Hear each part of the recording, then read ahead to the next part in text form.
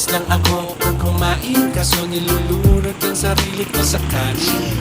Bidang-bida, kilabot sa mga handaan, maraming nagsarap na lugi ng mga kainan. At ang katwiran, hindi dapat nag-aksaya, kaya laging masaya. May take-out siya nadala, laging kaya sa trip, naghahabol lang sa bus, ginagawa akong una. Ano ba yan? Hindi makayubo, hirap tumayo, ikaw na lang ang lumakad, ako nang lumayo. Sawang-sawa.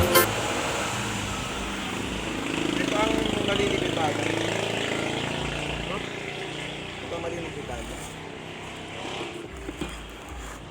Ano? Nag-check yung sa akin kahapon. Ate, taga-platap na pala talaga ako. Tapos, Sino nagsabi? Sir Manado. Ngayon, kino-confirm ko sa kanya kung sino nagsabi sa kay Sir Manado. Kasi lumapit daw siya kay Sir Jesse. Sir, taga-platap na pala talaga. Taga-platap na pala ako. Ha? Sino nagsabi?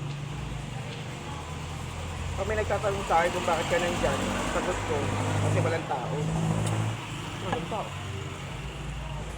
Wala naman sinasabi sina boss na dyan ka na eh. Oh. Chapo, saan pa ba?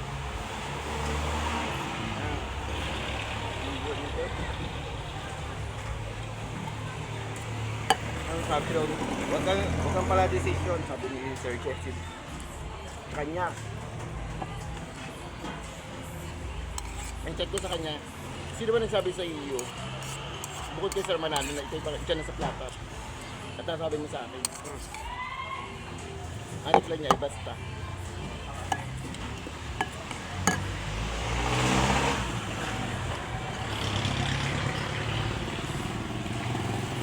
Sabi ko, may narinig ako nandiyan ka sa plata, sa Q2, operator ka, pero hindi ko alam kung